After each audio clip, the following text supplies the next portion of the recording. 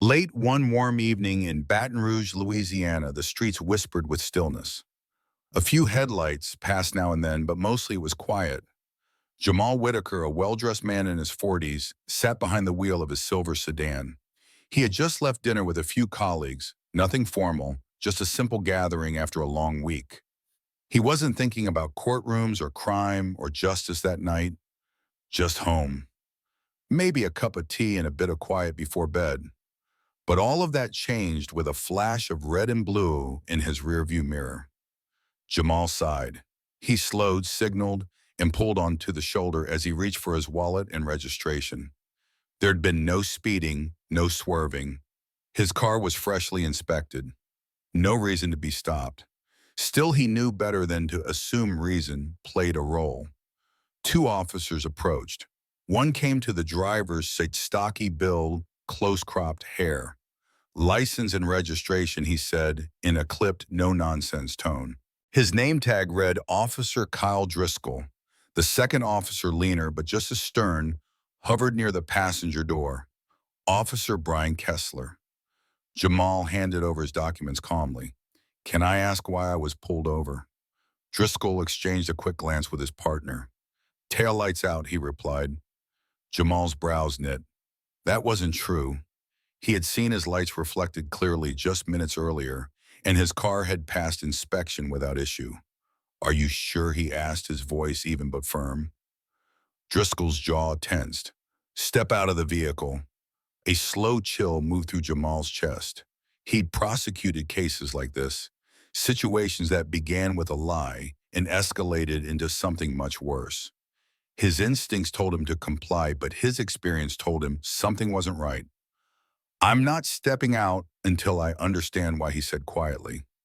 From the other side, Kessler smirked and rested a hand near his belt. "Because we said so." Jamal took a breath. He knew the law knew his rights, but in that moment it wasn't about the law. It was about two men who had already decided how this night would go. And as Officer Driscoll reached for the door handle, Jamal felt the entire world shift beneath him. Something was coming, something big, and they had no idea who they had just laid hands on. The courthouse in East Baton Rouge Parish had the kind of energy that wore people down.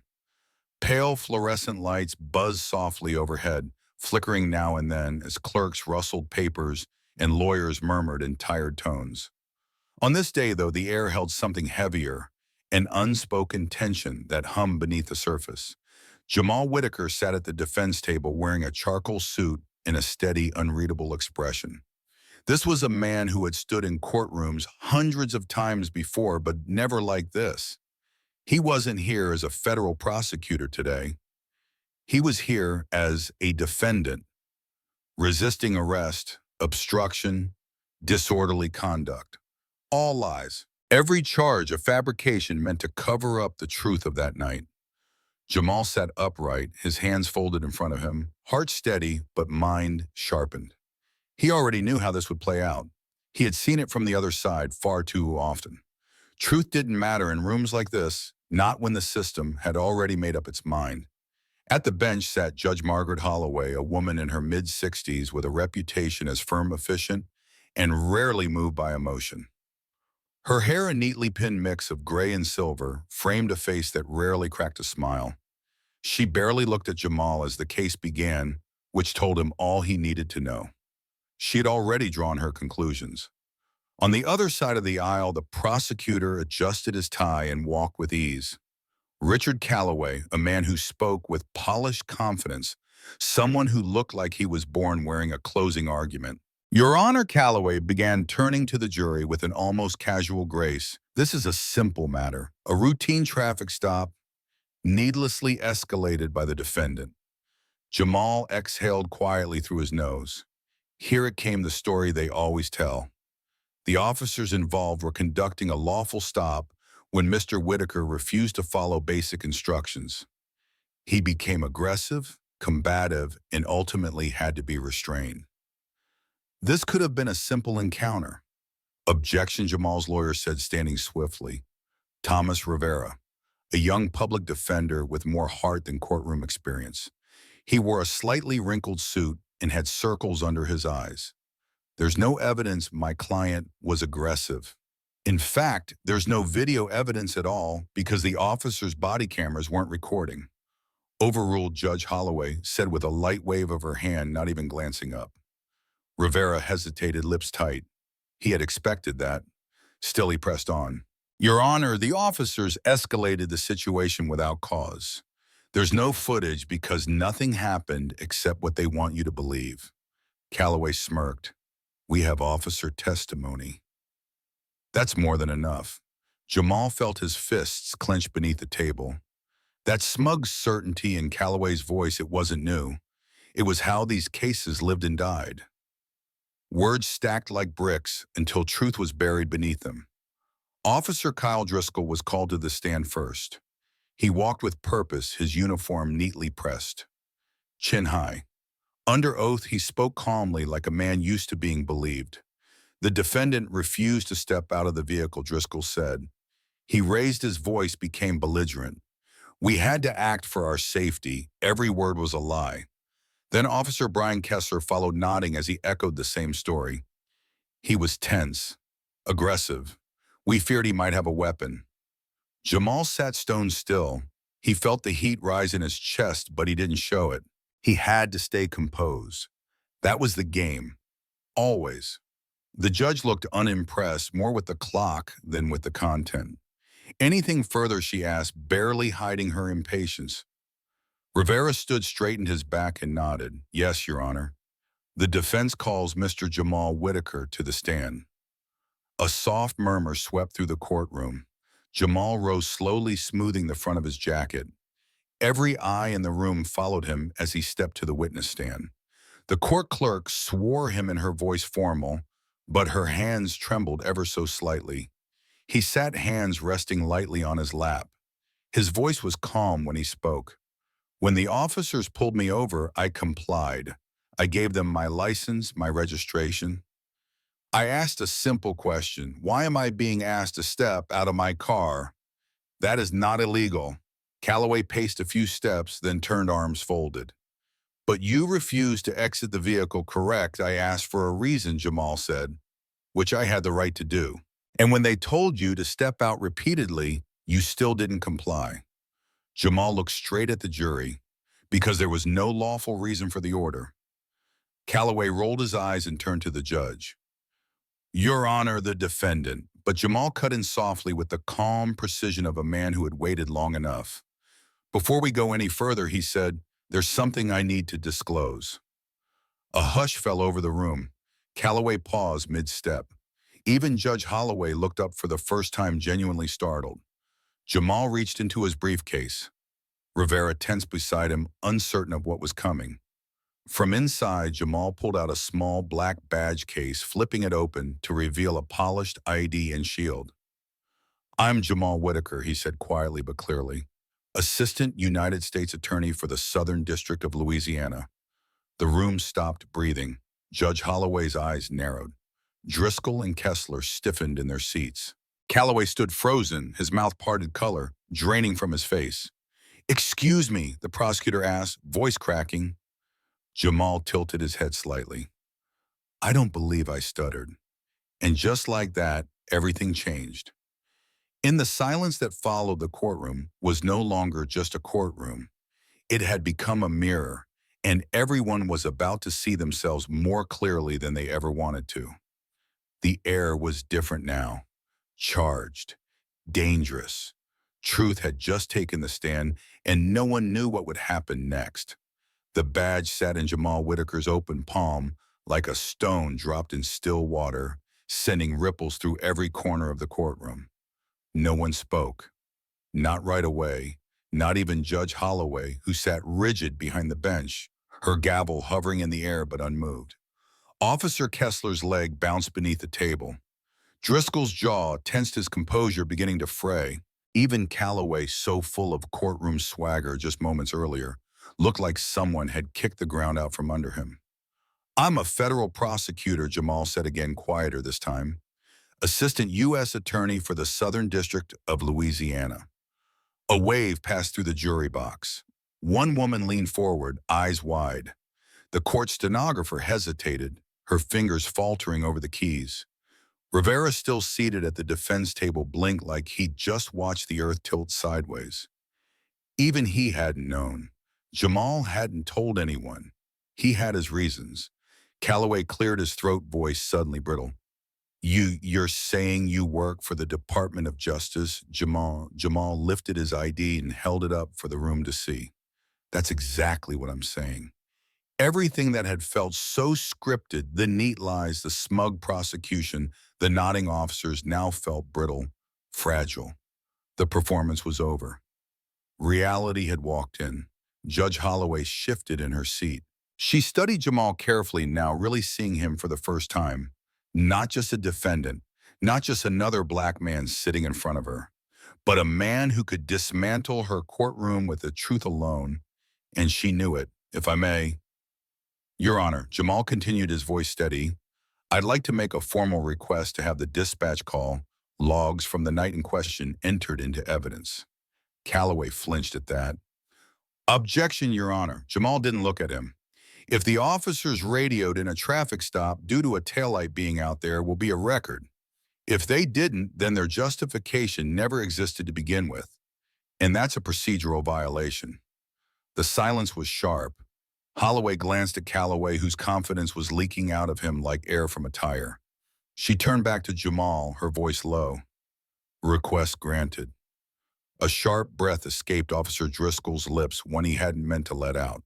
Kessler shifted in his seat, his eyes darting to Calloway like a drowning man looking for a rope. Jamal leaned back slightly.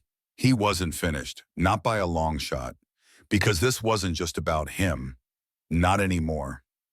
Near the back of the room, a young woman tapped furiously on her laptop. She was a local reporter from the Baton Rouge Advocate, drawn in by what was supposed to be a routine court appearance. But what she'd just witnessed, that was something else entirely. And she knew a headline when she saw one. Within hours, the story began to spread. By the time the sun rose over Baton Rouge the next morning, Jamal's name was everywhere. Federal prosecutor wrongfully arrested by Baton Rouge police. Black assistant U.S. attorney exposes corrupt officers in courtroom showdown. Judge under fire after bias revealed in high-profile arrest.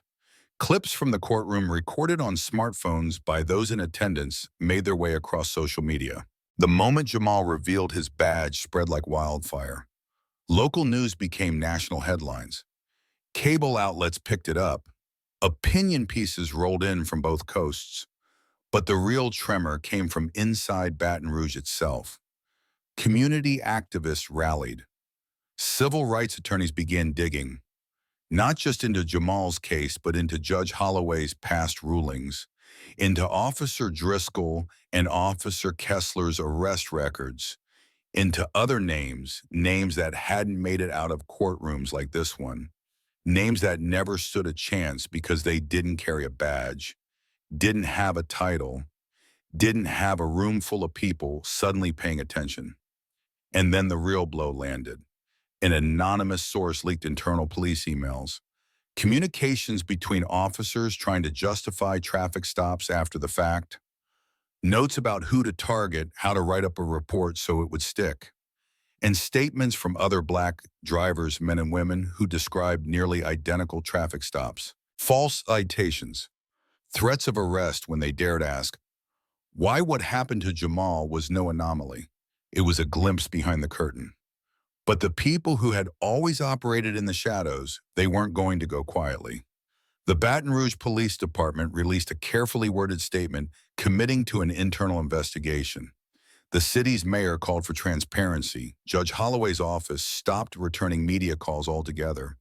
And the police union released a vague warning about respecting law enforcement. But outside the courthouse, the streets filled with voices, peaceful protests, candlelight vigils, handwritten signs, and passionate chants.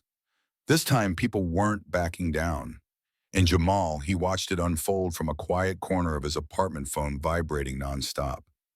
Calls from attorneys, reporters, strangers, people who had lived through what he had but never made it to a courtroom. This wasn't vindication, not yet. But it was something. Proof. Proof that the truth still had a pulse. Proof that when the right eyes were watching, even the most powerful walls could crack. And deep down, Jamal knew something else. This wasn't just about a traffic stop anymore. This was about a system, and it had just been forced to look in the mirror. Inside the courtroom, silence had settled like fog. But it wasn't peace. It was tension. A heavy, waiting kind of quiet, as if everyone was holding their breath. Judge Holloway sat motionless at the bench.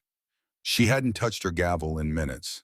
Her hands were folded, stiff eyes fixed on the man in front of her, Jamal Whitaker, who had just unraveled everything with a badge and a few careful words. No raised voice, no anger, just the plain, firm truth. And now she was cornered. If she denied Jamal's request to enter the dispatch call logs into evidence, it would look like a cover-up. If she allowed it, and the records revealed no mention of a taillight stop, then the officer's entire account would crumble under oath. She cleared her throat, the sound brittle in the still room. Request granted. The ripple was instant. Officer Driscoll flinched. His jaw tensed and eyes darted to Kessler, who looked suddenly far less sure of himself. Their story had been clean until now. But paperwork didn't lie, and if the call logs contradicted them, there'd be no easy way to talk around it. Jamal sat quietly watching the unraveling with the calm of a man who had spent his life behind the scenes, preparing cases just like this. Only this time he was at the center, and he wasn't done. Before the court adjourned for the day, Jamal raised one more point. "Your Honor," he said, voice steady, "I'd also like to request that the court obtain the department's stop and search statistics for the past 12 months, including race and outcome breakdowns." Calloway objected immediately, stumbling through legal jargon, but it was hollow. Everyone in the room could feel it. The ground had shifted. Holloway, still pale, looked at Jamal with the unease of someone who had just glimpsed how deep the problem might go. "I'll review the request," she said finally, then gavelled the day to a close. As people filed out of the courtroom, whispers filled the hallway. There were no TV cameras there yet, but they were coming. And by that evening, the story was everywhere. The moment Jamal showed his badge had been recorded on a phone by someone in the gallery. Just a short clip, less than 30 seconds, but it hit the internet like lightning. Twitter, Facebook, Instagram. Within hours, the video was shared thousands of times, then millions. No commentary, no narration, just one black man calmly stating his credentials in a room that had already judged him guilty. It was all anyone needed to see. By morning, Jamal's name was front-page news. Not just in Baton Rouge, but across the country. The video played on morning shows. Radio hosts discussed it with measured outrage. Commentators on cable news debated what it all meant. But in Baton Rouge itself, it meant something immediate. People began to gather. At first, it was just a few citizens with handmade signs outside the courthouse. But by day 3, the crowd had grown.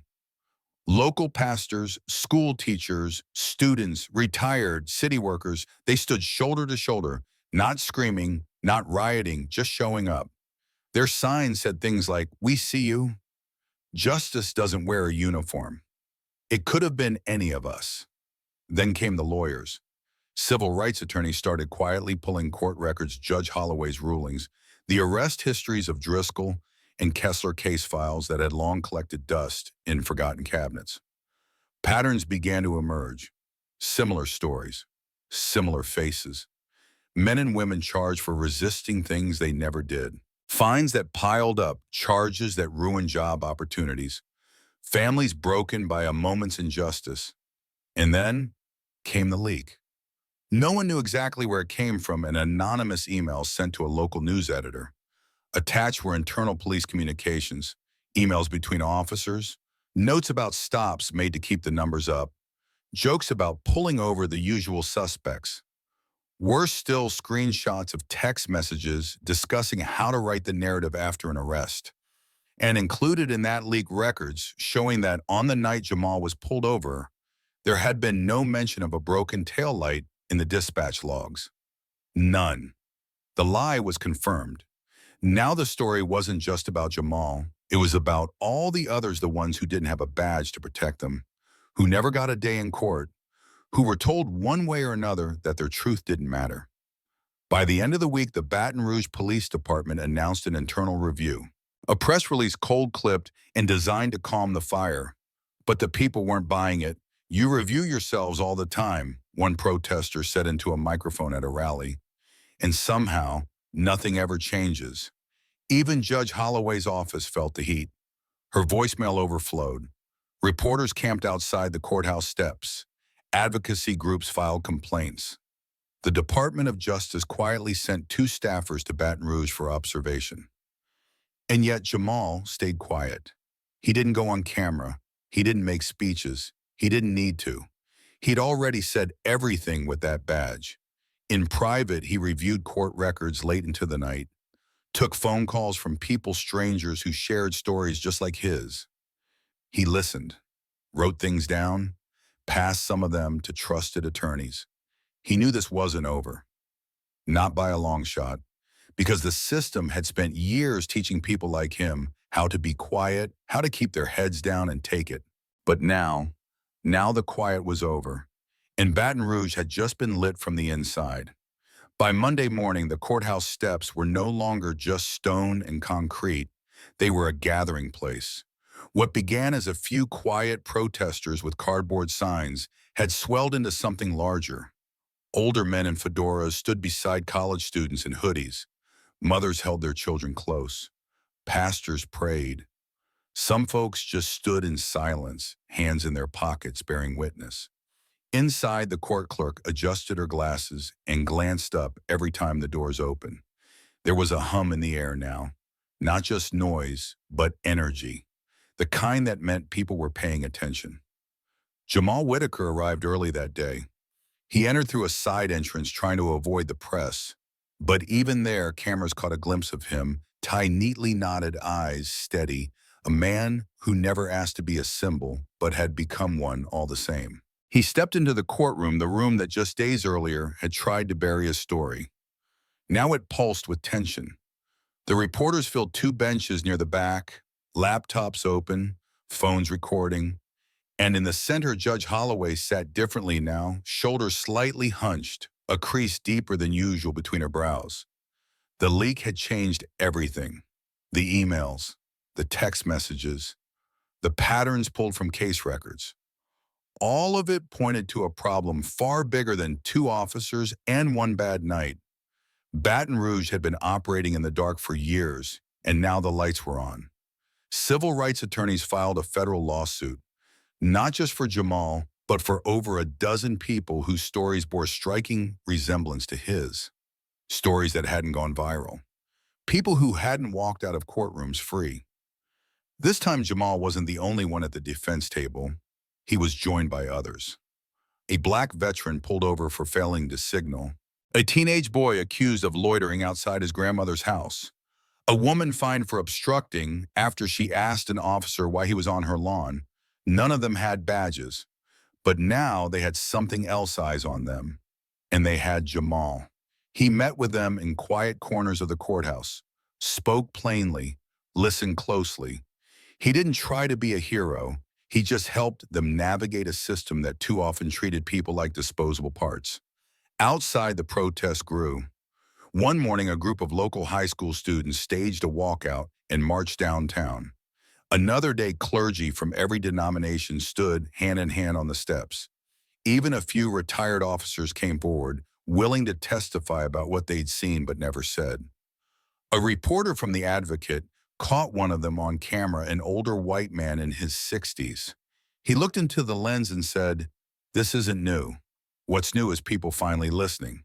The mayor called for calm. The police department promised accountability, but the people in the streets weren't asking for calm.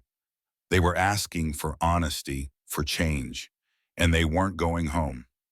Back in court, Calloway's swagger had turned into something else: defensiveness. He stumbled through his arguments, now flanked by officers whose crisp uniforms couldn't mask the cracks in their stories. Their once confident stares had softened into wary glances and fidgeting hands. Driscoll, still clinging to the image of authority, leaned forward at one point and said, "Your Honor, we—" But Judge Holloway cut him off with a raised hand. "You'll speak," when addressed Officer Driscoll. The shift was undeniable. Behind closed doors, city officials scrambled. They debated who to protect, what files to release, how to spin a narrative they no longer controlled.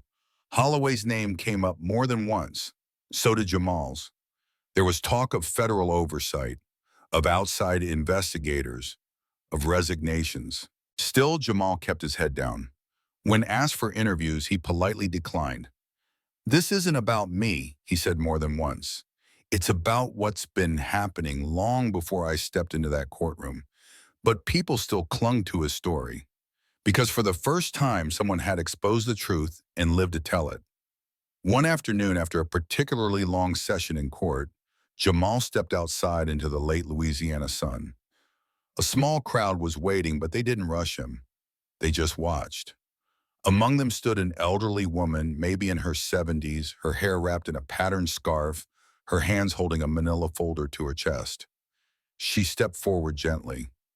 "Mr. Whitaker," she said, I I lost my grandson 5 years ago. They said he ran, but he wasn't the kind who ran." Her voice cracked. "They never listened. But now, maybe they will."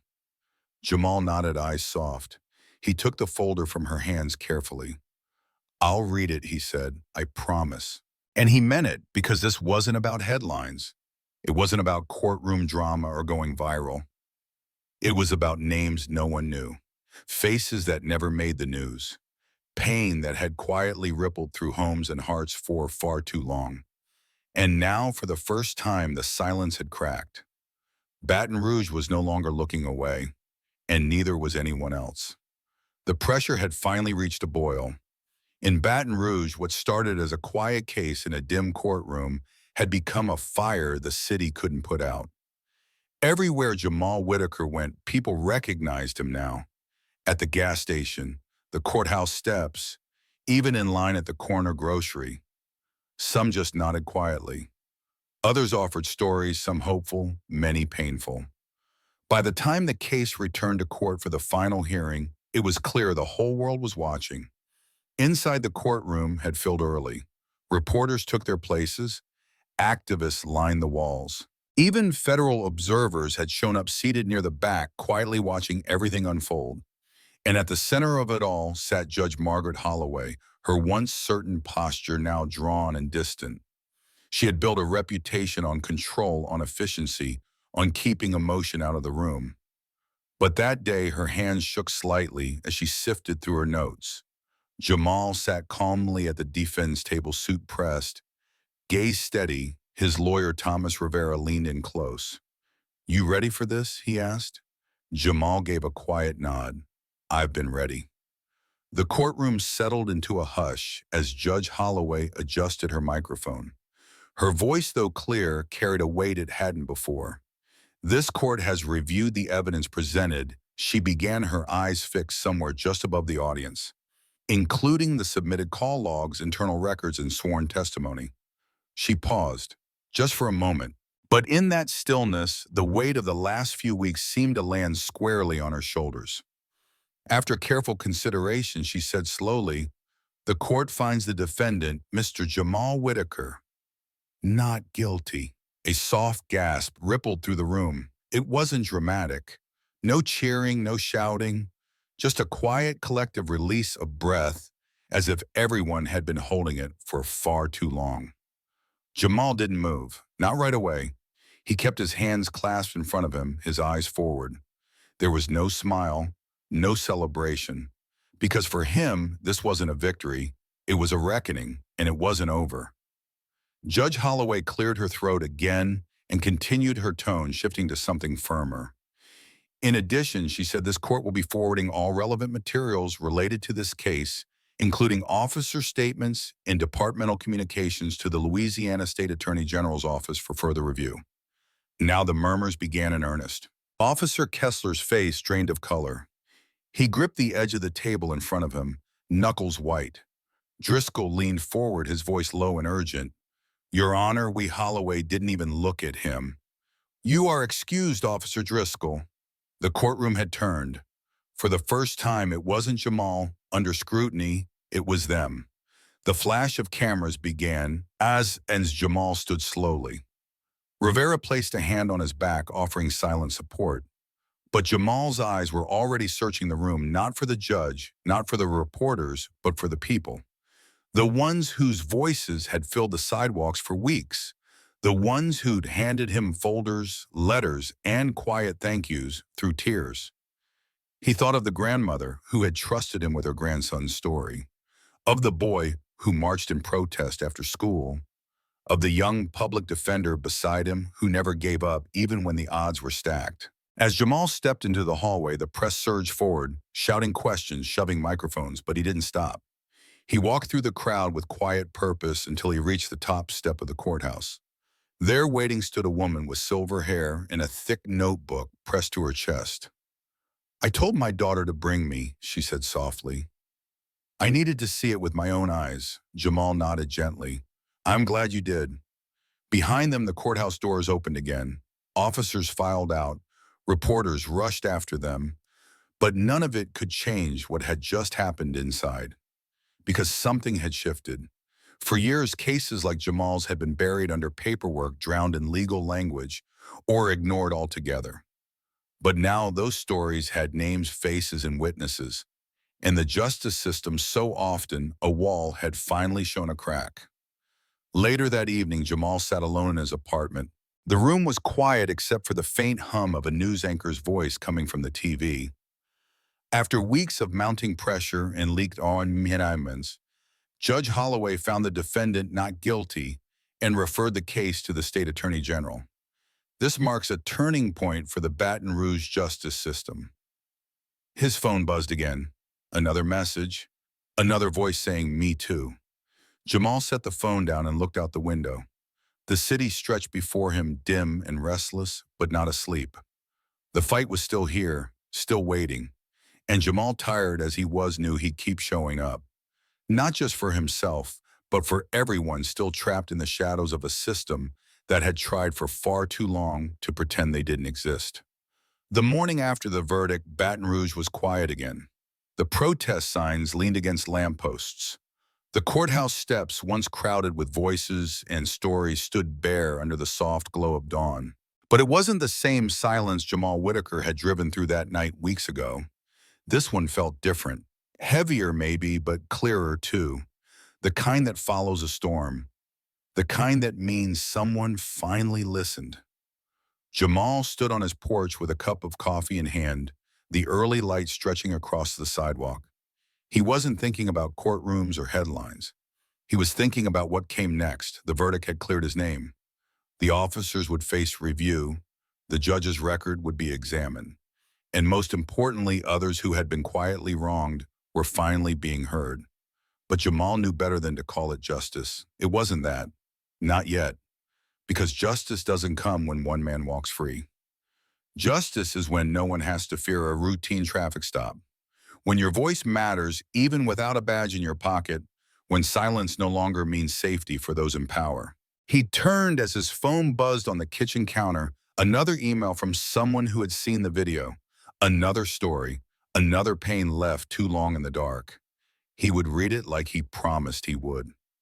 Later that day, Jamal walked back into the courthouse, not for himself, but to sit beside a mother whose son was still waiting for his day in court. She didn't ask for advice. She just asked him to be there. And he was, because that's what change looks like sometimes. Not a loud victory, not a headline, but a quiet chair beside someone who's been told too many times to sit down and stay silent. This story wasn't about one man with a title. It was about what happens when dignity meets silence and refuses to be swallowed by it. When truth is told not with anger, but with steadiness and grace. What Jamal did wasn't loud, but it was brave. He showed us that resilience isn't always a fight. It's sometimes just standing still and refusing to be erased. Remember, being kind doesn't mean being quiet. And real justice isn't a moment. It's a path we walk together with our eyes open. If this story touched something in you, if it made you think or remember or feel seen, I'd love to hear from you. Please leave a comment below. Share your thoughts, your stories, or simply say hello. And if you'd like to hear more stories like this, real human and full of heart, feel free to subscribe. No pressure. Just know that you're welcome here. Because the more we listen, the harder it becomes to look away, and that's how change begins.